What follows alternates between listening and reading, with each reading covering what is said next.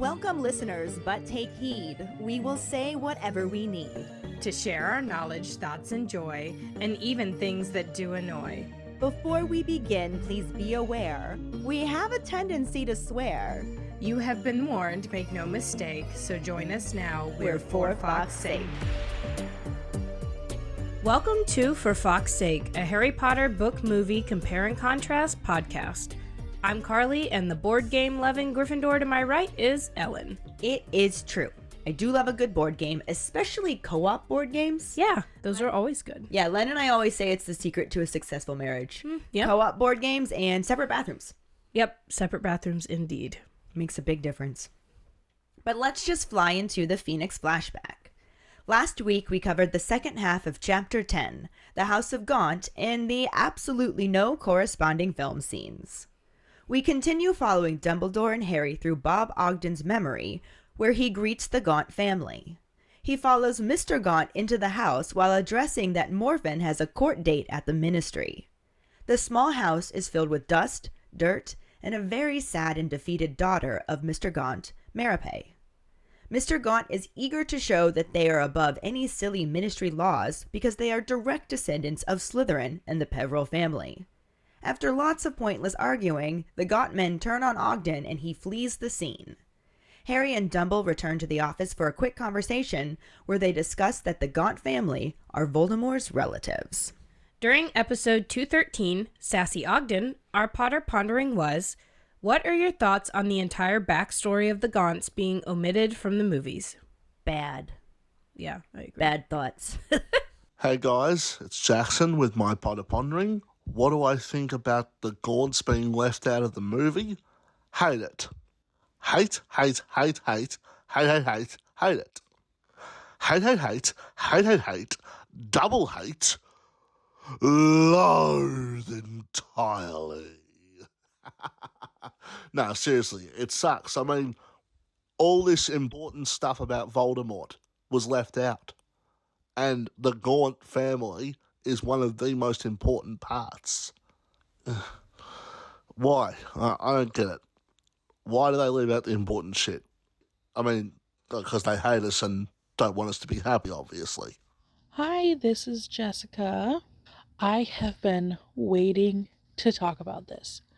Voldemort's backstory is one of my favorite parts of the Half-Blood Prince.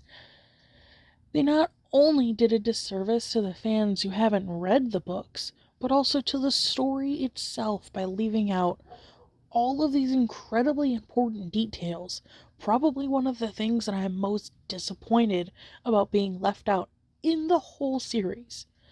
I find it so interesting to finally learn where Tom Riddle came from and what his family was like. I love a villain's origin story, especially one that you can partly sympathize with, but doesn't try to make an excuse for who they became. Especially one so well thought out, where we get nuggets of it over time throughout the earlier books, but then it all finally comes together. Leaving out the Gaunts also makes the Riddle house in Goblet of Fire seem totally pointless. Like, who are we supposed to think owned the house, and why did Voldemort go there, of all places? Why was his father in that graveyard, in that town? So many things come full circle and are finally explained in the Half-Blood Prince book, or if you already guessed it, then it's proven. But, like, oh, it was Voldemort who killed that family, not Frank, the old Muggle caretaker, or Morphin. That family was Tom's father and grandparents, and it's all supposed to make sense and be an awesome twist. Not to mention the Horcruxes and why he chose the items he did, and everything regarding those immensely important details. It all starts with the Gaunts. Otherwise, why did he care so much about the ring and the locket, and where did he get them? And it's just so ridiculous.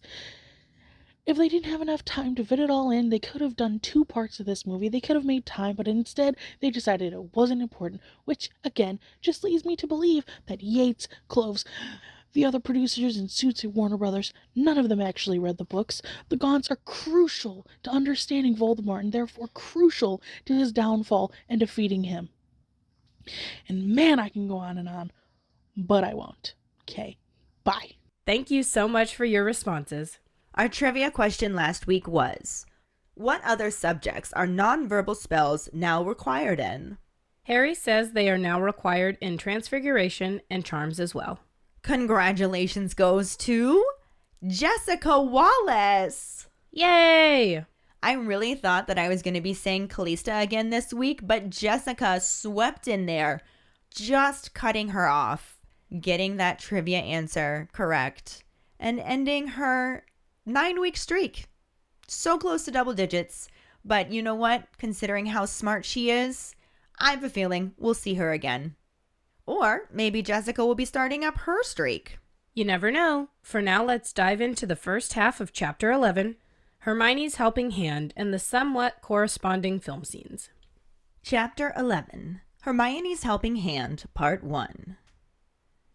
As Hermione had predicted, the 6 years free periods are needed to keep up with the mass amounts of homework they are assigned. They're studying like they have exams every day, and the lessons are becoming more demanding as well. Harry can barely understand half of what Professor McGonagall says, and even Hermione has to ask her to repeat instructions. However, thanks to the Half-Blood Prince, and to Hermione's increasing resentment, Harry's best subject has become potions. Nonverbal spells are now expected in Defense Against the Dark Arts, as well as Charms and Transfiguration, and when Harry looks around at his classmates in the common room or at mealtimes, he sees them looking strained and purple in the face, and knows they are practicing making spells without saying incantations aloud. It is a relief to go outside for herbology. Even though they are working with more dangerous plants than ever, at least they can swear loudly if the venomous tentacula gets them from behind. This enormous workload means that the trio has not been able to find a time to visit Hagrid, who has ominously stopped showing up at mealtimes.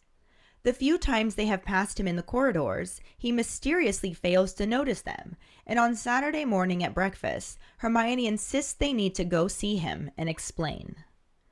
Ron reminds her they have Quidditch tryouts that morning and need to practice the Aguamenti charm Flitwick set for them. He also doesn't know what they have to explain, that they hated his subject? Hermione insists they didn't hate it, but Ron tells her to speak for herself, because he still remembers the Scroots, among other things.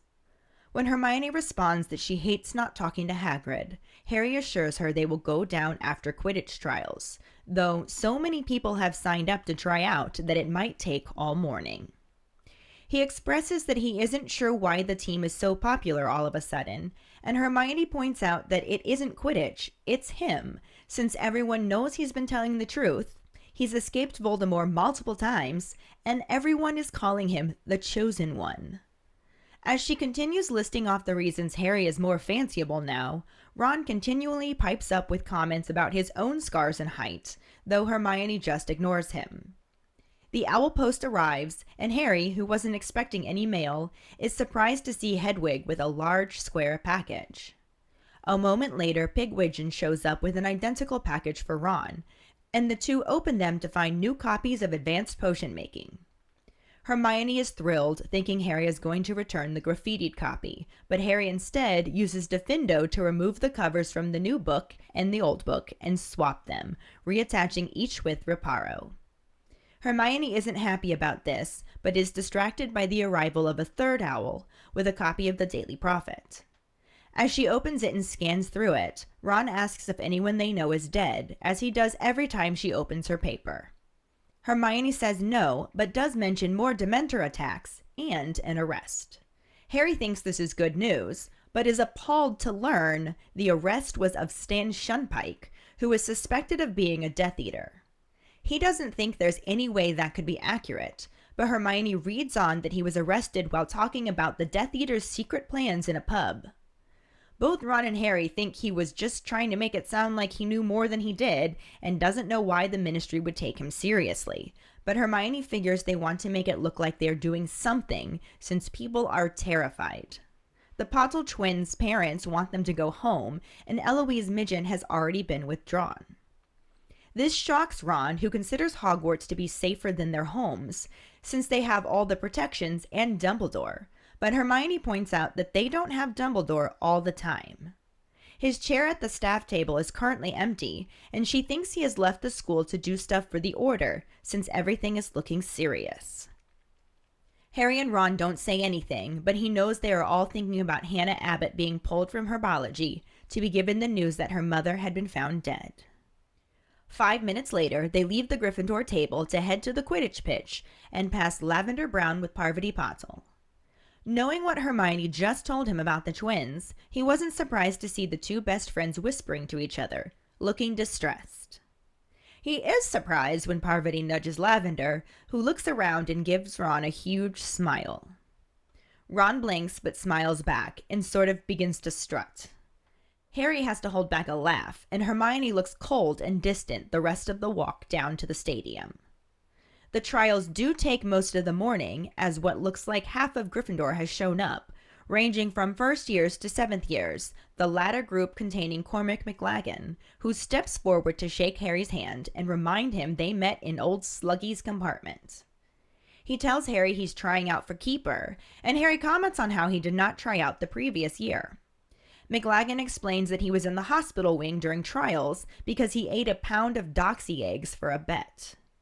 Harry doesn't have much to say in response and just asks him to wait with everyone else, which seems to annoy McLaggen a bit, making Harry wonder if he was expecting preferential treatment since they were both old Sluggy's favorites. He starts trials with a basic test, making all applicants fly around the pitch once. This quickly rules out the first years who hadn't really flown before, a group of giggly girls, a group that showed up without broomsticks, and a random group of Hufflepuffs. When Harry yells for anyone else that isn't Gryffindor to leave, a few little Ravenclaws run off laughing. After 2 hours, many complaints, some tantrums, and a crash that led to some broken teeth, Harry manages to find 3 chasers: Katie Bell, a new find named Demelza Robbins, and Ginny Weasley, who outflew all the competition and scored 17 goals. Harry has to do some shouting to clear out the complainers who weren't chosen, and goes through a similar battle with the beaters. His 2 choices aren't as good as Fred and George, but he is reasonably pleased with Jimmy Peaks and Richie Coote. He has the keeper trials last, in the hopes of emptying the stadium and minimizing the pressure, but instead most people hang around and even more come out to join them after breakfast. He glances at Ron, hoping that winning their final match might have cured his nerves, but Ron looks a delicate shade of green. The first 5 applicants don't save more than 2 goals each. Cormac saves 4 out of 5 goals, on the last one shooting off in the complete wrong direction. When Ron gets ready to take his turn, a voice calls good luck from the stands. Harry expects to see Hermione, but instead finds it is Lavender Brown. He turns back to watch Ron's trial, feeling worried, but Ron saves all 5 of the penalties. When he tells McLaggen that Ron beat him out to become the keeper, McLaggen attempts to argue, asks for another go, and even looks like he might punch him. Once he storms off, Harry turns to his team to congratulate them, but is cut off when Hermione runs towards them, telling Ron he did brilliantly. He notices Parvati walking off with a grumpy-looking Lavender, but Ron looks really pleased with himself as he grins at his team and Hermione. Harry fixes the time for their first full practice the following Thursday, and then the trio head off to visit Hagrid. The movie section starts on an establishing shot of the Quidditch pitch, as a Gryffindor flies by on a broom, heading towards the field. The camera cuts to show a group of Gryffindors in Quidditch robes playing around and chattering excitedly, with Ron at the forefront looking extremely nervous. Harry is standing in front of them with Ginny to his left as he begins to try talking to the group about his game plan for tryouts. No one is really paying attention, not even when he asks them to please be quiet. It isn't until Ginny steps forward and yells for everyone to shut it that they quiet down and give Harry their attention. Harry thanks her and then lets everyone know just because they made the team last year doesn't mean they have a spot this year, and asks if that's clear. No one says anything in response, so Harry says good and looks towards Ginny. Ron glances up at the stands, where a small group of people are sitting to watch the trials. Hermione gives him a little wave and lowers her arm as the blonde boy from Weasley's Wizard Wheezes walks up behind Ron and bumps his shoulder. telling him no hard feelings, but he's going out for keeper too. Ron is nervous and surprised he wants to be a keeper, telling him he has a better build for a beater. A fly is buzzing around them as he continues saying keepers need to be quick and agile, and the boy catches the fly with his fingers and says he likes his chances. He then asks if he can introduce him to his friend Granger, saying that he wouldn't mind getting on a first-name basis. He then pats Ron on the shoulder and walks off, leaving Ron looking more nervous than before. It cuts to the start of trials, where the blonde boy takes one set of goalposts and Ron takes the other. Lavender and Hermione both look nervous for Ron as people call out, cheering for Cormac, the blonde boy, who gives Hermione a half smile as he adjusts his keeper gloves. She looks away uncomfortably before glancing back, and then the scene shifts to show the start of trials. Jenny is out flying her competition, making her way towards Cormac's goalpost, and we see him save several shots in a very athletic and impressive manner. Ron also saves several shots, but in a far less agile way, at one point even tumbling off his broom and hanging from the handle in midair as he struggles to get back on. Hermione watches from the stands, looking very concerned.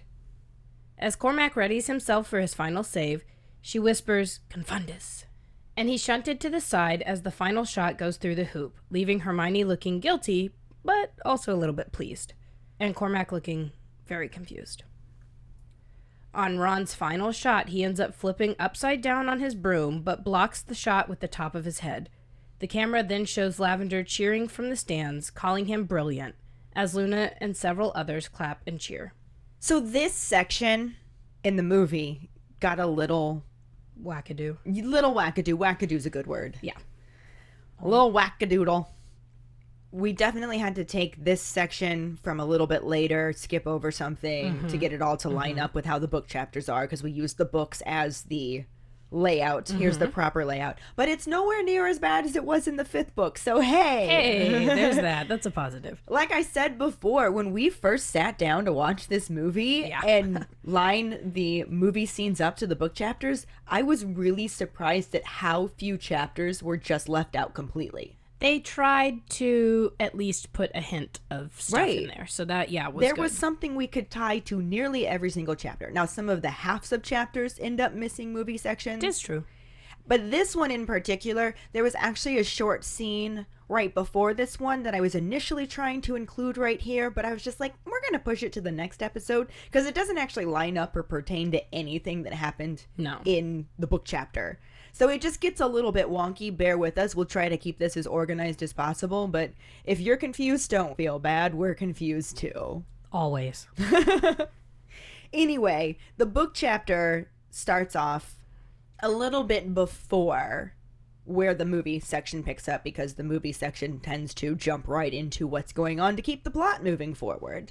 Whereas we usually get a little bit of backstory, character development, fun and games, stuff happening to lead into the meat of the chapter. In this case, we get that verification that Hermione is absolutely correct, that those free periods are not free periods, but actually the time they desperately need to try and keep up on all of their work, because it's almost like they have an exam every day. They have so much studying to do. That's so stressful. That is so stressful. They specifically mentioned that Harry can barely understand half of what Professor McGonagall is saying in class. This feels so stressful. And I feel that. I feel you, Harry.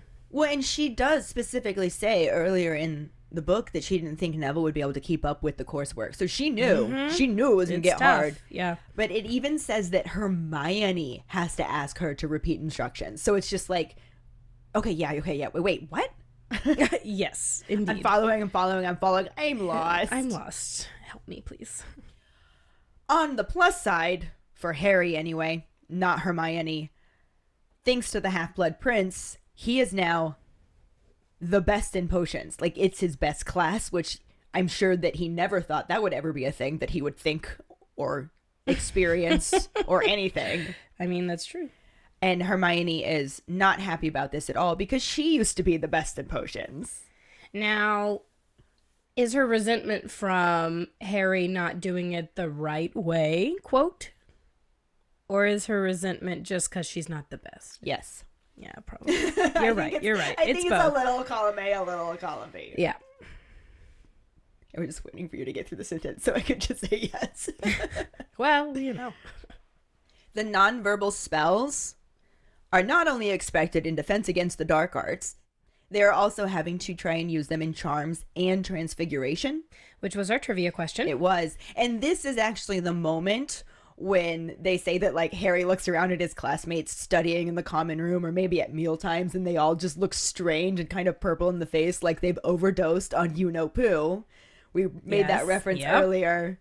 But they probably looked like that in Defense Against the Dark Arts, too. The first time they were trying it. So I feel like it applies still. But this is when he actually thinks it, and it's mentioned in the book. But that's how he knows that they're trying to do those spells without saying them out loud.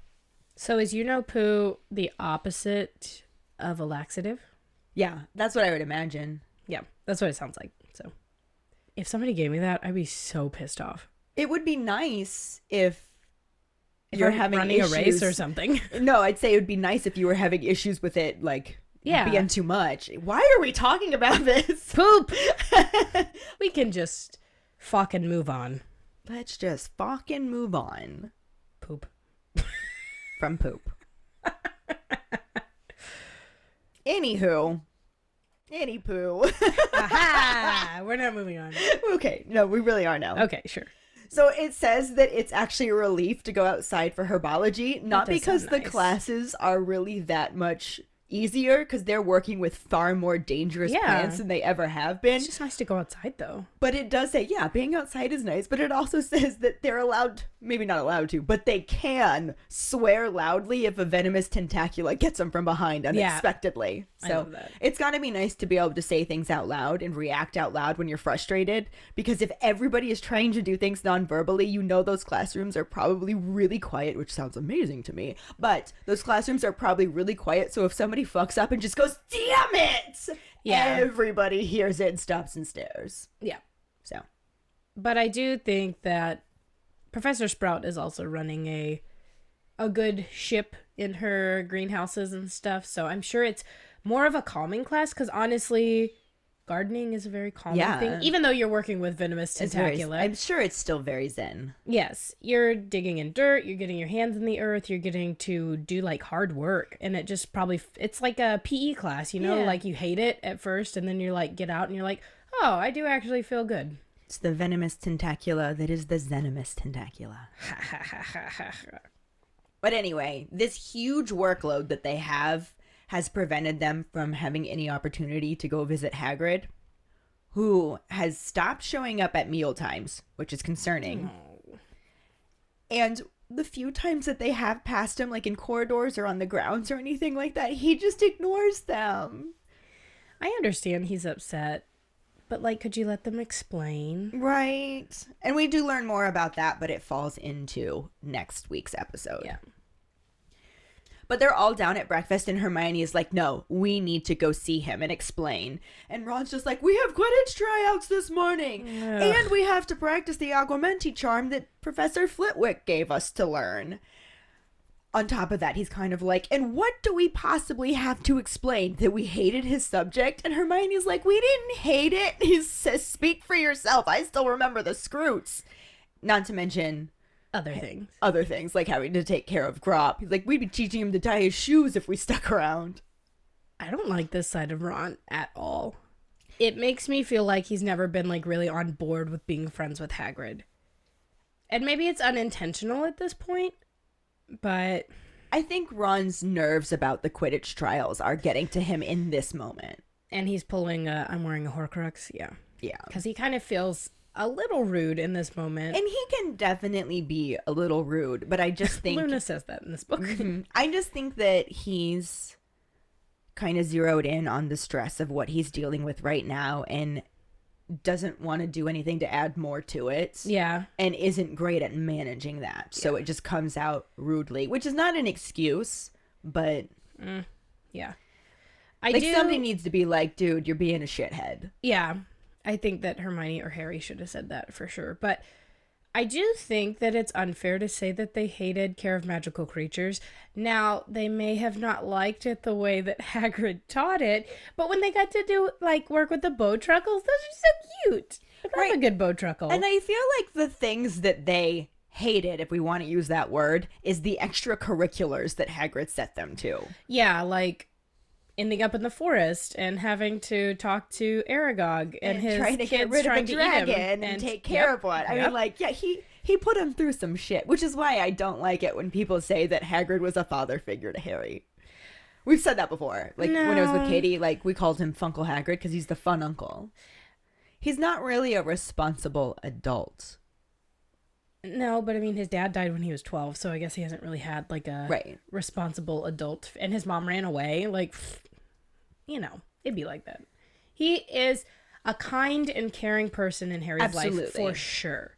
And he needed that. Oh, for sure. I'm not saying that his influence on Harry's life was not positive in every single possible way it could have been. However, the line from the first movie, "I shouldn't have told you that," applies a lot. Yes. That is just his theme song. Yeah, is what that is. That's his theme song. You're right.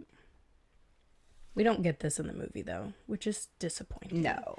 I feel like we don't even get Hagrid being irritated at them or them saying anything about not We don't know that they didn't take the class. Yeah, no. We don't see classes except for potions in this Yeah, there's movie. not much. It's like, oh, we went to potions twice. Done. They didn't go to transfiguration. There's not much. It's Boo. sad. But yeah, so Hermione's mostly upset that they're not talking to Hagrid. Yeah. She's like, I hate this. I want to... He's our friend. Yeah. So Harry says, we'll go down after Quidditch trials, though so many people have signed up, it could take all morning. I have no idea when the team got to be this popular. Harry. Yeah, he's silly. This is such a Harry's not a Ravenclaw moment. Yeah. Because Hermione's just like, it's not the team that's popular, Harry. It's you. Yeah, hot boy. Oh, I shouldn't say that. He's like 16. I could be his mom. I mean, not at the time that this came out. No. I will say that I like the moment when Harry says that they'll go down to see Hagrid, because in his, like, you know, kind of inner monologue, it's like he's been missing Hagrid too. And I'm like, oh, buddy. And he is kind of stressed because also has a ton on his plate and has detention with Snape later. And he's running Quidditch trials. And he's running Quidditch trials. But he's definitely oblivious to why he's popular. And it's kind of... I feel like this endearing. is I was going to say, this is one of those, like, humble kid moments. Yeah. Like, he just doesn't realize how many people want to be around him. Right. And Hermione's saying, it's not Quidditch. It's literally you.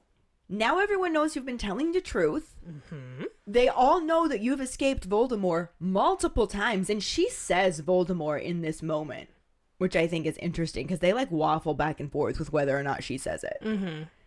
And then she also points out that everybody's calling him the chosen one. So all of this is making him more fanciable, including the fact that you can still see the scars on the back of his hands from the I must not tell lies. And Ron's just like, you can still see my scars from the brains. And then she said, you've also grown about a foot over the summer. And Ron's it doesn't like, hurt that you've also grown. Yeah. He's such a goob. And Hermione just keeps ignoring him, which... Is this like the beginning of Ron thinking there's something going on between Hermione and Harry? I think so. There's another little moment that hits next week's episode 2, so we'll bring it up again then. I think this is kind of what's leading into that. There's a few moments throughout this book where they kind of have bonded together because Ron leaves them alone. Because Ron's an idiot sometimes. Making out with Lav. Yeah. Lav. Point of order, did they ever say Lavender's name in the movie? We will find out, I suppose. Yeah. And they have to at some point. I swear. I don't know. I know McGonagall calls her Miss Brown. Yeah. But who knows? She's Lav. She wasn't really even an important character, according to the movies, until this one. And then they recast her, too. She was so cute. That girl that played her. I know. She's so cute. Anyway, this whole, like, Harry's so amazing now. This is why everybody loves you. And Ron's just like, I'm amazing, too. I'm amazing, too. Gets cut off when... the owl post arrives, and Harry, who really only ever got letters from Sirius, is not expecting any mail, though he is kind of hoping that maybe Lupin will write him. Hasn't happened yet. Remus is busy. Yeah. So he's very surprised when Hedwig shows up and has a large square package. And then when Pigwidgeon shows up a bit later, like right after, basically being completely smashed by his own giant package that's a little too big for him, they both realize that they got their new copies of Advanced Potion Making, so they don't have to use the beat up ones anymore, which is exactly what Hermione says, thinking, good, you can give that one back. And Harry's just like, fuck no, I'm not giving that one back. Return that graffitied copy. And he uses Defendo to take the covers off of each, switch them, and then repair them back with Reparo so that he can keep the graffitied book that's been giving him all of that help, but not have it be known. And I'm kind of intrigued by this concept because I think I would want to keep it too if I found it to be that helpful. But Hermione is completely opposed, and normally my thoughts tend to line up with Hermione's a little bit more, and in this moment it doesn't. Hermione's like, absolutely no, you should not keep that book. I don't know if I would or not, because I think I'm kind of with Jenny. I think it's kind of, I mean, blindly following something you reading in a book can be dangerous, I think. And that could be the case for any book, even ones that have officially been published and not just graffitied. I mean, the Anarchist Cookbook, if you don't have the title and you're like, oh, I'm just going to make this random thing, you could blow up something. Like, right. It's really stressful. You don't actually know. I mean, yes, it has worked for him so far, but if he goes and he reads one that the Half-Blood Prince didn't test to the fullest extent, and something goes wrong, and he doesn't know how to fix it. Yeah, and as we see, there's some things jotted down in that book that get pretty dark. So you don't know. You don't know. However, it's been very useful up to this point, and I feel like I wouldn't keep it. I would probably be inclined to keep it. I don't know, but I think we should ask our keepers what their thoughts are here. Everyone's going to say keep it. Hermione wouldn't, so you never know. We got a couple Hermione listeners. Yeah, we do. But you, like you said, you tend to side with Hermione, but in this case, it's helping. I have never found graffiti in my textbooks to be helpful. It's usually just the Superman S or a penis drawn or something. Yeah. So random letters colored in. And yeah, like, I haven't found anything to be extra helpful. Sometimes the answers are written in, but sometimes they're wrong. So right, you can't really trust it. I see what you're saying. Yeah. I don't know. I wouldn't keep it. Ellen would. What would you do? Anyway, a third owl shows up, takes him away from this conversation that Hermione is not winning, and it's her copy of the Daily Prophet. And at this point, she gets it. It's the Daily Prophet, so she gets it every day. Mm-hmm. And they just kind of have this tradition where she opens it up and starts scanning through it, and Ron's like, anybody we know dead? And he tries to do it in a very, like, would-be casual voice. Jim Dale does a really good job of doing the casual voice at this point. Anyone we know died. And then Hermione says no, but does mention that there were more Dementor attacks and an arrest, which makes Harry go, good, thinking of Bellatrix. Only to learn that they arrested Stan Shunpike on the suspicion of being a murder muncher because he was in a fucking pub talking about the secret plans of the murder munchers. Like, yeah, that seems super... I want to talk about this for a minute. Go for it. Because one of them says he was probably under the Imperious Curse. Ron thinks he might have been under the Imperious Curse. No, he wasn't. Boy was talking a big game because he wanted somebody to pay attention to him, and he's stupid and 22. Right. Like, or 23. And Ron's like, wasn't that the guy who was telling the Vila at the Quidditch World Cup that he was going to be the next minister? Yes, he was.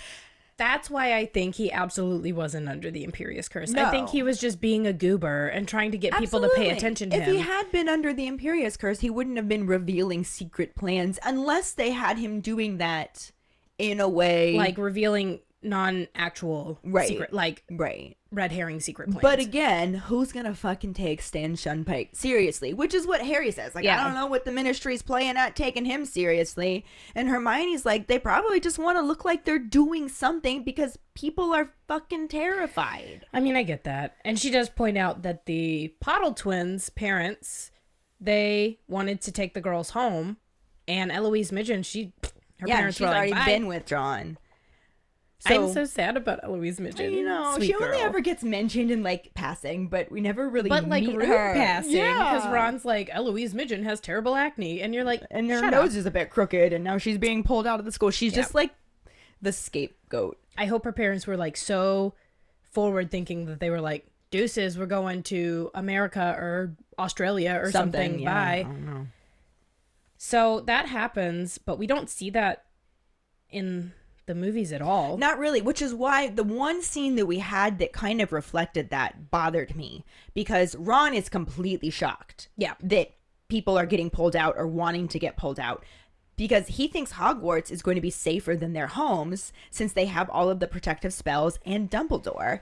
And this completely contradicts what happened in the movie scene where he was talking about how his own mom wasn't sure they'd be going back. Yeah.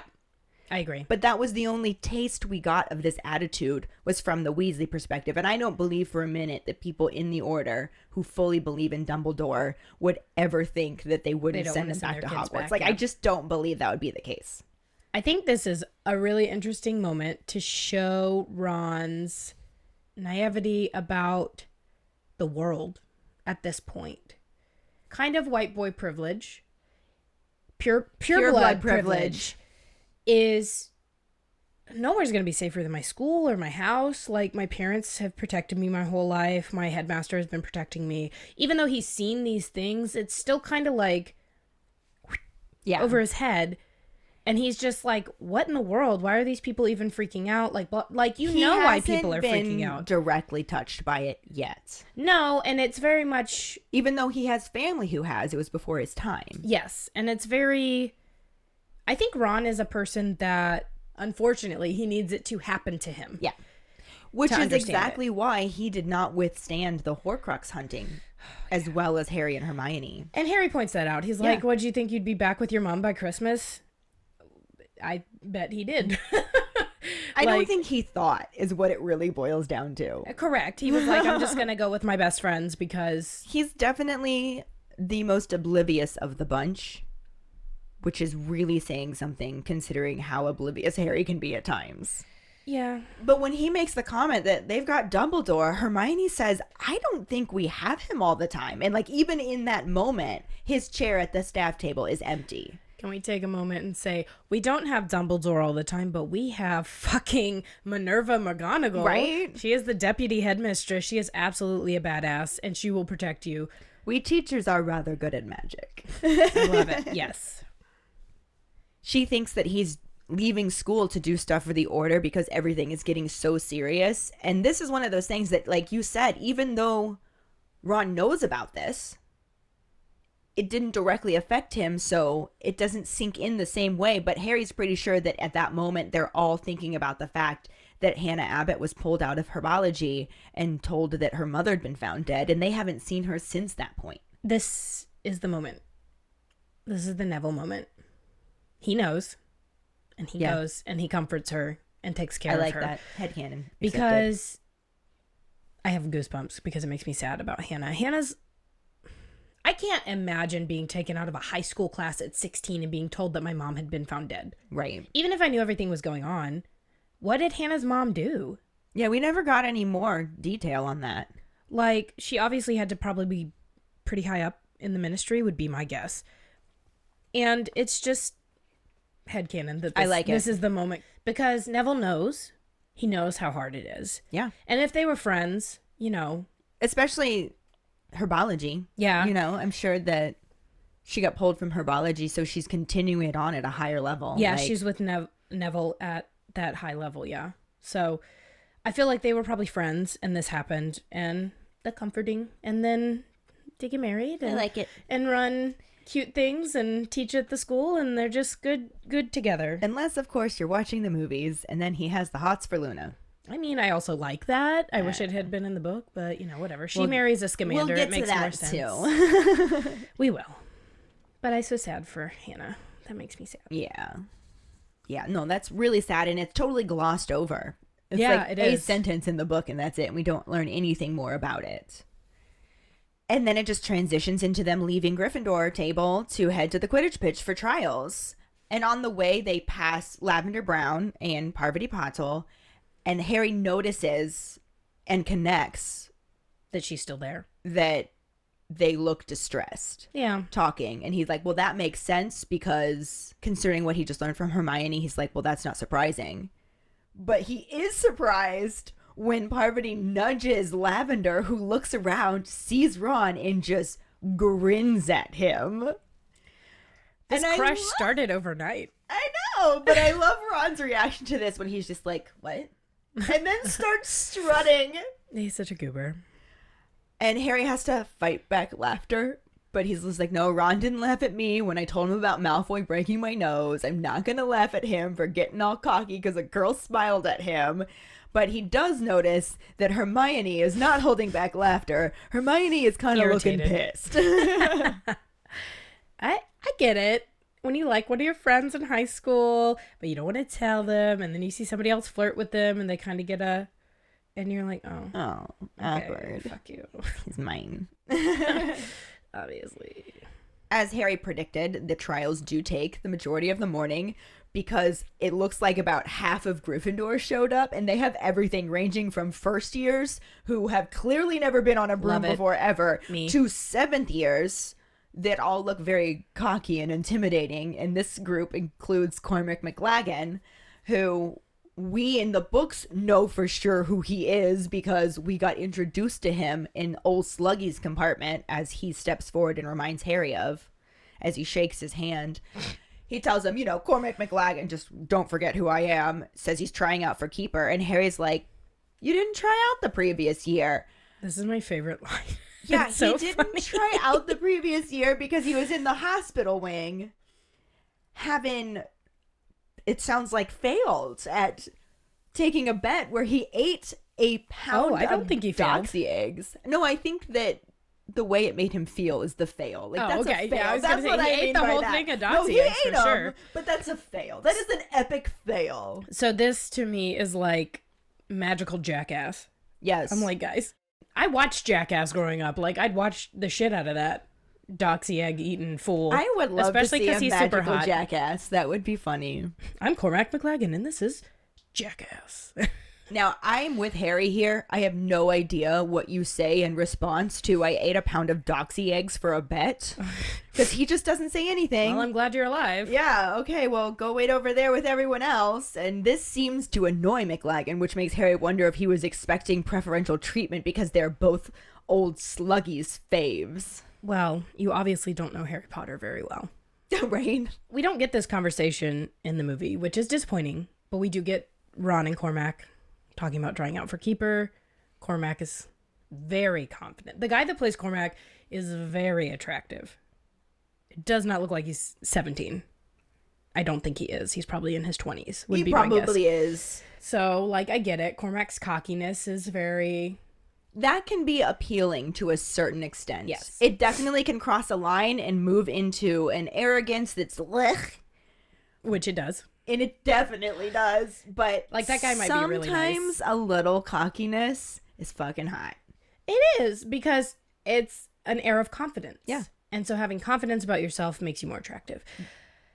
But he very awkwardly tells Ron that he wouldn't mind getting on a first name basis, if you know what I mean. I don't. I don't don't know what you mean. Is that some sort of euphemism? Ron should have done that. That would have been hilarious. Don't be a gross boy. That was really gross. Don't be a gross the way boy. he said it like it was a euphemism, but it's not one I've ever heard. Like, was he saying he wanted to get in her pants? Yeah, he was. It feels very... I'm going to spike your drink later. Yeah. Yeah. Well, we had that Yeah, we did. trigger warning convo about what he kind of looks like too, but what I think is really frustrating with this scene in general is like we did get a pre-introduction to Cormac in the movies with him just leering at Hermione at Weasley's Wizard Wheezes. I mean, I too would leer at Emma Watson. Fair. However, we don't know who he is at this point. Yeah. We never get an actual proper introduction to him. Go Cormac! They start to cheer Go Cormac once he gets himself into position in front of his keeper hoops. And that's the first time we hear his name. And then Ron says it which we'll talk about next week. But like, they never really introduce who he is. There is no, this is Cormac McLagan. There is no like, Yeah. maybe they do it when they hit the Sluggy party, the first one, because that happens later, because this section is getting all out of order. They officially say Cormac's name when Hermione says it at the party. Yeah, but it was literally know like, if it's there are before. so many instances in this movie where they were just like, the people watching this movie probably read the books, they'll know.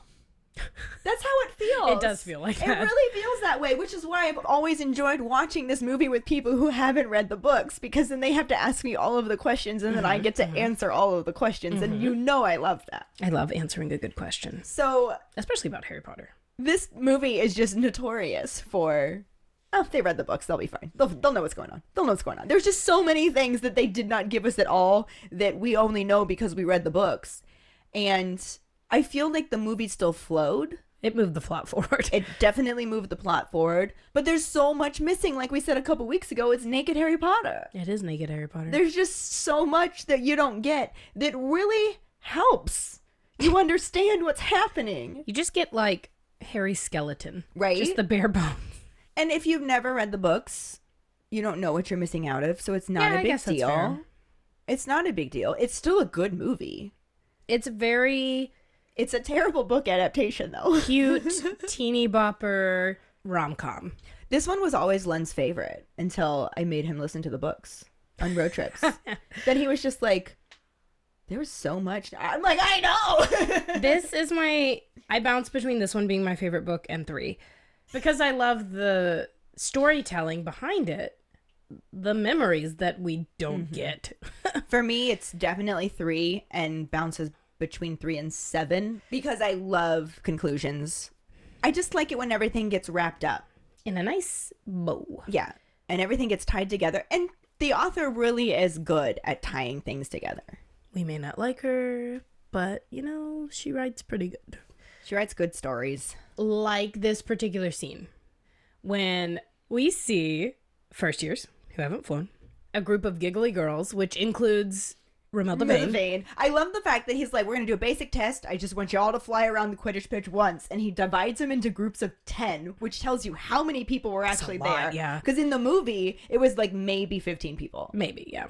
But he divides them into groups of 10. And like you said, the first years that can't fly, the giggly group of girls. The ones that showed up without didn't have broomsticks. at all. I mean, I guess I get that. If you can't afford a broomstick, like, hey, I need one to try out, Well, most of the and my first mom will buy me years- one if I... Right. Most of the first years had school ones, so maybe they just ran out of school ones by that point. Maybe. And then the random Hufflepuffs. group of Hufflepuffs. Oh You my know I'm God. showing up to your trial, Harry. Make me a chaser. Let's And go. I love the fact ball. that he's just like, if anybody else here isn't Gryffindor, get out. And little Ravenclaws go, hee, and they run off. Yeah. I picture very much Munchkins from The Wizard of Oz. Hee, and they run off. I just love the fact that this really helped him narrow things down. Yeah, 'Cause, he's like, get out. These girls literally the giggly girls just fell fell over. over themselves. They didn't even, the group of first years had never really flown before, and they managed to get up in the air, and And then the one boy was like, oh, I I stayed. did it, and then he fell. That's Some me. of them couldn't even get off the ground. I think this is really funny that there's only one group of giggly girls, especially considering what Hermione was saying, how attractive Harry is now Yeah. for all this stuff. Well, But a group of 10 giggly girls is 10 I mean, too that's many. Still a lot. And I 100% believe that there would be some, without a doubt. But I would be sitting in the stands. I don't think I would go try out. right. I'm not gonna make a fool out of myself in No. front of Harry Potter, the Chosen One. Harry James Potter, the chosen one. Harry James meddling Marie, the Chosen One Potter. Yeah, all that. Yep. But Can't I try also don't like the fact that you do get that stereotypical depiction of girls just being giggly and falling all over themselves, to the point that it creates girls who do that because they think that's what girls do. I feel like it's a vicious cycle. I can agree with that. As Harry predicted, like I said, it does last most of the morning. So once he narrows down the people who can't even fucking fly or shouldn't be there at all, there's still 2 hours of trials. God, many It's- complaints. Yeah, full of complaints. Some Tantrums. tantrums, one of which led to a broom crash and broken teeth. Oh, God. Sure hope they went to the hospital wing and had those reparoed. But Harry chose his chasers first. Katie Bell. Surprise. She's back with a wonderful trial. Katie's back again. It works. There's a new find, Demelza Robbins. I believe like she's her. a third year. She's cute. I think that's what it said. that I think she's a third year, yeah. And she is particularly good at dodging bludgers. That's a good thing to be good at. Yeah. And then Ginny Weasley, who not only outflew all of the competition, she scored 17 goals. Were they all on Ron's side? No, Harry specifically says. I'm sure that it was on, like, just scoring goals on Just, everybody yeah. trying to be, Yeah. I don't know. This is funny to me because after he says, these are my chasers, which I am adamantly opposed to. He should have been like, great, thanks everybody, I'll let you know. Even if he knew in that moment, great, thanks everybody, I'll let you know. And then post it on the board in the Gryffindor common room. Instead then he of wouldn't have had to dealing deal with with this, this, yeah. when he says, okay, Katie Bell, Demelza Robbins, and Ginny Weasley are my chasers, everybody else is like, blah, blah, blah, blah, blah, blah, blah. Maybe he wanted the team to, like, commiserate after they went through these shitty trials. I'm sure that that could be part of it. Ouch. Sorry. I just feel like that was a choice of a 16-year-old who didn't think things through. Well, yeah. I And agree. he does go through something similar with the beaters. I miss Fred and George at this point so much. I hate that the only thing we get to see in the movie is the keeper tryouts. Like, they don't do They anything else. kind of show Ginny They show flying, Ginny flying around. but then it does transition right into, it is a montage of the trials that mostly focused on the keepers. Yeah. But they also implied that Ginny was already still on the team the way they had her standing yeah. with Harry. And I was like, who are you? Yeah. Like, you don't even want to talk to Harry at this point. Can we also talk about the fact that they had Harry being like, excuse me, can you guys please be quiet? Fuck no. That's Harry. so not Harry. how it would happen at all. The moment Harry Potter started talking to that group of people, they would all be like, what? Yeah. Shh, the chosen one speaking. That's me, yeah. I guess they were trying to show that Ginny's got the power and popularity, that all she has to do is yell shut it and everybody listens. They're trying to make up for the fact that they haven't given Bonnie Wright anything to do for the past... Yeah, maybe they're trying to 4 make up for movies. that, but then they give her a fucking scene where she ties his shoelace. So And very, very, very awkwardly open up kisses Harry. you. Oh, and that too. Oh my I god. hate it. It wasn't enough. It was not enough to make up No, for it that. It was, wasn't. and it was stupid because Harry would not be having those problems to begin with. Correct.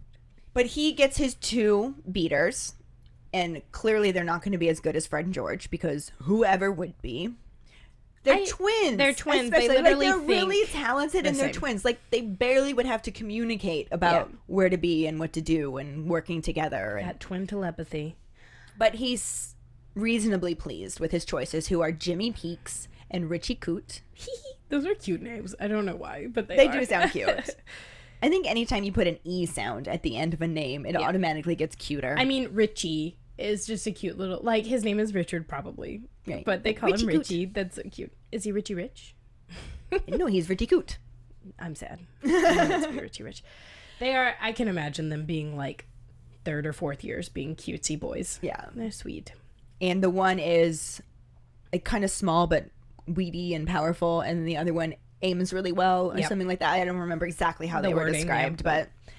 but they're going to be good. So they got some skill on them. Should work out pretty well. Harry kept the keeper trials last, hoping that everybody would like clear off and leave. But This it was is the also opposite. a 16-year-old Yeah. mistake. So now everyone who did not make the team has just moved to the stands to sit and watch, and everybody that had been eating breakfast and just taking their grand old time on a Saturday morning has now left the great everybody who hall was and come to waking up. join the stands. So there's a lot more people sitting in those stands waiting to watch keeper trials. So now Harry's just like, okay, well, maybe winning their final match will have cured Ron of his nerves. No. But no, he is a shade of green. And I feel like they did a good job showing us a really fucking nervous Ron in the movie. They did, but they did not have to make him such a bumbling idiot. No. Like, no, he didn't do great. The first one that he saves, where he's kind of like sitting on his broom and he kind of reaches over and smacks it and he looks really stiff and nervous, that would have been fine. Right. One of them. But then flipping and it bounces off his head, I'm like, excuse me. It literally, every single shot he saved looked like he saved him on accident. Yes. And every single one. And I liked the juxtaposition of Cormac McLagan looking so like handsome and agile and athletic as he saves everyone in this impressive fashion. And then Ron is like, not. But he could have still been saving them deliberately. Yeah. He could have just not been doing it as attractively. I feel like they were like giving a throwback to when he tried out in 5. Because he says to Fred and George that he accidentally... when he slipped off his broom and kicked it with his foot. Yeah, they were like, that was really cool. And then he looks at Harry and he's like, it was a total accident. Yeah, they definitely gave that vibe. Yeah, that it was his... Which I guess in the movies, if you're just watching the movies, this is his first time trying out for keeper. Because you don't get any Quidditch in 5. So maybe he's just a chaotic mess. I guess, but I didn't like it. Yeah, I didn't like it either. So again, Harry's able to weed out people quickly because of the first 5 can't save anything. He's like, thanks for trying. Like, I think they saved no more than 2. Yeah. It's like, all right, goodbye. And then when it's Cormac's turn, he saves 4 out of 5 goals. And all we know is that on the last one... In the book, yes. All we know is that he went in the complete wrong direction and just missed the last one. In the movie, it very delicately not shows Hermione going, Confundus. Which she apparently didn't need a wand for. She might have had it in her I don't know. Yeah. I mean, and I guess they had to make it clear what happened without giving you the moment where Harry spells it out for you like they do in the book. We don't have time for that. Right? But anyway, he saves 4 out of 5. And they're just penalty shots, so it's not even the best demonstration of if they're going to be able to do that in the heat of a game. Yeah. And now it's Ron's turn. And Harry hears a voice yell from the stands, "Good luck!" And he turns, expecting it to be Hermione, but he sees a giggly lavender brown then bury her face in her hands like she can't watch. And Harry's just standing there like, I wish I could bury my face in my hands too, but I'm captain. He's my best friend. I gotta be supportive. And he like makes himself turn back to watch Ron's trial. I like this moment with Lavender. She's trying to have similar interests to Ron. And she's trying to be supportive before she even tells him that she likes him. Trying to get noticed. Yeah, for sure. I have to wonder if she does care at all or if she's just pretending to be interested to get his attention. Like everybody at Hogwarts cares about Quidditch. That's true. I would not. I mean, me right now, yes, I would totally watch somebody fly on a broom and play Quidditch. But if you were at Hogwarts... But if I was at Hogwarts for more, like, by year 2, I would be like, I don't give 2 figs about this at all. And I would just stay and sleep in the quiet dormitory because nobody would be there. Get a snack. Yeah. Oh, go to the kitchens, be like, hey, house elves, how's everything going? Right. So like I was saying, Harry is pretty worried himself about Ron's trial because... Can you imagine, like, Cormac did pretty well. Even if he went off the wrong direction on the last one, he did pretty well. And Harry can tell he's, like, talented. Yeah. And then you've got Ron, who lets his nerves get in his way sometimes, even though he is pretty capable otherwise, in the books anyway. If he doesn't do better than Cormac, Harry can't pick him. He cannot pick him just because he's his best friend. Yeah. And then what does that do to their friendship? I'm sure they'd get over it. But it would not be pretty at first. It would be very book 4. Yes. So I'm really glad it worked out the way that it did because we don't need another instance of Ron showing that he's not a good friend until it really, really, really matters. Dean told Pavati, please don't make me say it again. But he doesn't have to worry about it. Like I said, it works out. Ron actually does save all 5 of the penalties. On his own, too. Mm-hmm. Like, this implies... Now, granted, I don't know what Harry would have done if they had both saved all 5. Probably. But I also don't know why you couldn't say, like, you'll take turns. You'll both be on the team. I would say the one who say, yeah, like Cormac, hey, you're our You're our backup. our backup. What is that called? Basically, yes. He could have been like, you're our backup person for if Ron gets sick or hurt or something. What's the theater term for understudy? Understudy. You're the understudy. You're the understudy of the keeper. Understudy. La Calata What has is the no word? understudy. I don't know. We're not sports ball people. No. Feel free to comment on our Facebook post and let us know Please tell us. how much of an idiot we are here. Yeah, I can't think of it right now. Yeah, so I feel like he could have done that, but in this case, the way it worked out, Ron completely beat him out because he saved 5, Cormac Beat only him. saved 4. And like I said, if I were Harry, I would have waited to post it in the common room when people can't argue with me, because he has to tell McLagan that Ron beat him out and is the keeper, and McLagan's like, no, like His his sister didn't threw him even an try. easy one, Yeah. and so that was the one he almost missed. What are you talking about? Give me another go. And when Harry said no, he literally looks like he might punch him. McLagan. Get your shit together, dude. I mean, honestly, punch the chosen one, my dude. Do it. See how that works out for you. He doesn't, though. He Yeah. just walks off, storms off, really. And Harry turns to his team to congratulate them. And they all look so happy. And they're all really happy, and he doesn't get far into telling them how brilliantly they all did when he's interrupted by Hermione running towards them and specifically telling Ron that he was Aw, brilliant. That's so sweet. And for somebody who is not usually very observant, I find it impressive that Harry notices Parvati and Lavender walking off, with Lavender looking very grumpy. I think because they're not usually the people that are around. Yeah. And so it's like, oh, there's something different. It's like when you get a red car and then you see red cars Everywhere, yeah. Ron doesn't notice this because he's just very pleased with himself. And Harry just sets when they'll have their first practice, which is going to be the following Thursday. And then the Golden Trio make their way to visit Hagrid, which is where I cut off this chapter. And we didn't get any of that little last bit. We have that weird conversation with them in, which in the ends common up room. falling next week's episode. Yep. It's similar enough, Mm-hmm. but it was more montagey. It introduced Cormac in a non-introductory sort of way. We still barely know what his name is. Yeah. We don't know why he wasn't around before, which I guess that doesn't ultimately matter. It gave us what we needed to know, that he's kind of douchey, definitely good looking, and a very talented Quidditch player. And some creepy vibes. Yeah. In the movie, it's very blatantly obvious that Hermione cheated, when in the book, we have to have Harry spell it out. Yeah, which we get to next week. So we'll talk about that then.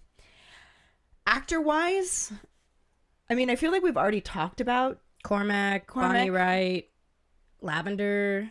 Yeah, Lavender has a kind movie. of- Jessie Cave. She's cute. She is so cute. She was really good in this role, as obnoxious as the role was. It's not her fault. No. It's literally just how Lavender's supposed to Yeah. be. She's just so cute. Just very good at being a bubbly 16-year-old girl. Yeah. Which I'm sure she was probably in her 20s. So I mean, they were close to being aged. I think Dan was 20. Because they were a few years off at that point because of how long it took for stuff. So I haven't seen her in anything else. I think she has like a podcast and a blog or a vlog or whatever. I think she does too. I know that the girl who was the stand-in for Emma, she has a podcast. Her name is Flick Miles. She's been at LeakyCon before. Yes. There's lots of good content if you want it. Tons. But we do have a question for you. And that would be, would you keep the graffitied copy of Advanced Potion Making? Why or why not? Find the post on our Facebook page and share your thoughts. Or call us at 216-526-6792 and leave your response as a voicemail. Make sure you start off telling us your name and then go into your answer. Don't forget, you can also stitch your response on TikTok. We really look forward to reading, hearing, and seeing them. That will bring us to our wizarding word, which we're getting closer to actually knowing more about the Harry Potter TV series. I'm excited. I know. It's due to hit Max in 2026, which so far away. theoretically gives us enough time to finish these series and then start over and When go they do along that, with yeah. the episodes. So that's kind of cool. If we still feel like podcasting by then. You know, we'll see. Hope so. So we know, which most of this stuff we did already know for the most part, but this is absolutely confirmed that the Max original series is going to dive deep into each of the iconic books. Thank God. They are. They are assuring fans that it is going to be a faithful adaptation. Now, it might not be fun for you to hear, but J.K. Rowling is involved, but I don't think she has very much to say on this subject. I think that I think it's more of creating the world that she saw in her brain, so offering, hey, I more imagined herbology to look like this. Hey, I more Right. imagined Harry to look like this. so executive producer is almost more of an honorary title. It usually means that that person has given a lot of money.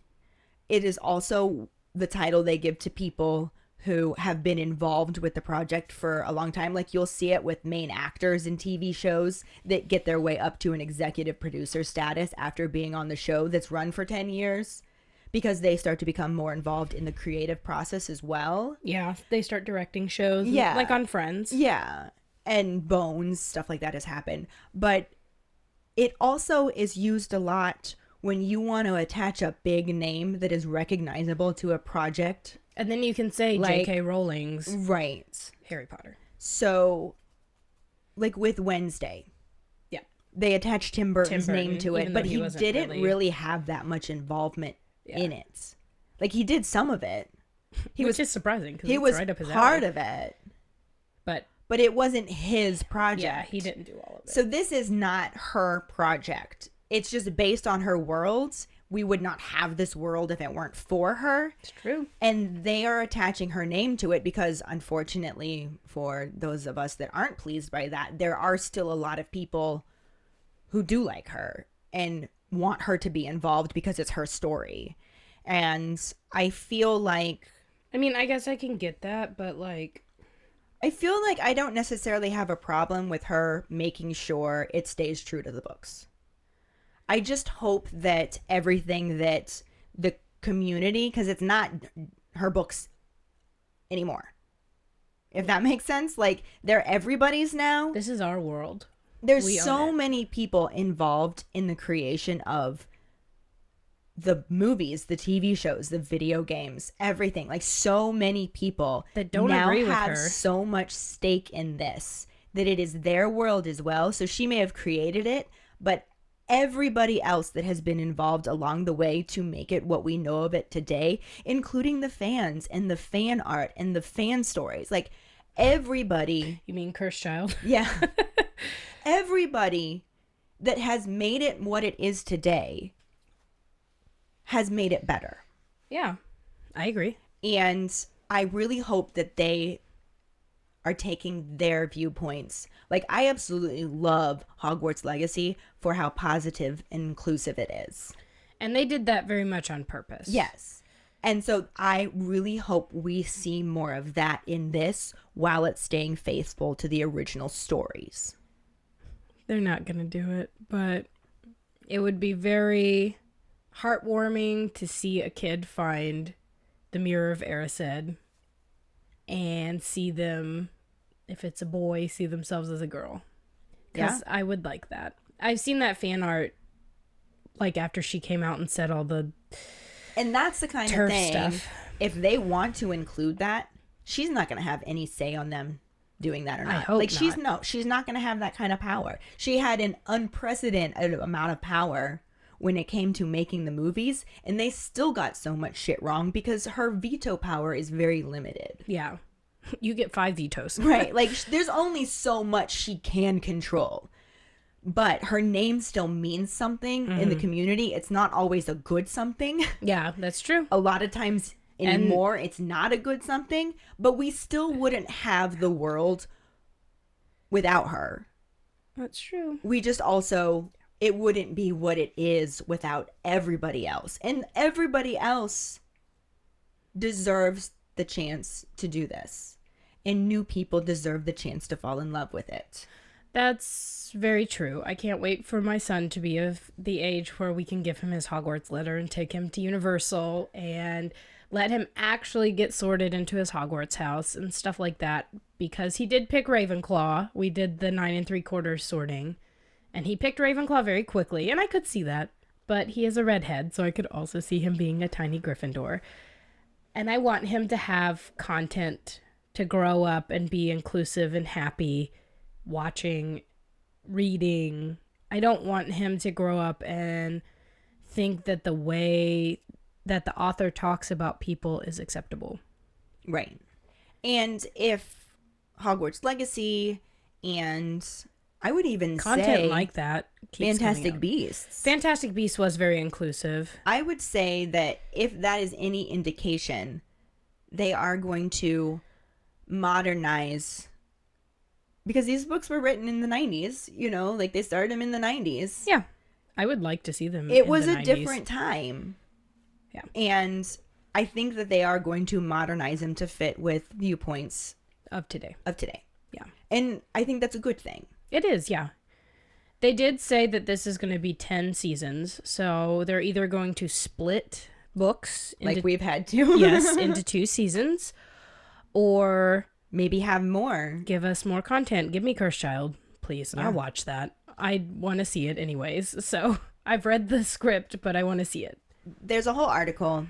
and we can share it. Yeah, we're going to share this so you can read the rest of it for yourself. But it talks about the people that are the front runners for being the head writers and pitching different ideas for the series and stuff like that. So I think I appreciate the fact that they're taking this much time to do it right. Do it right. They're doing all the casting. They're figuring out good stuff. I mean, I feel like it's going to be quality for sure. I'm looking forward to it. And who knows, maybe that'll restart this book movie compare and contrast podcast into a book TV show compare and contrast Book podcast. show compare and contrast podcast. Yep.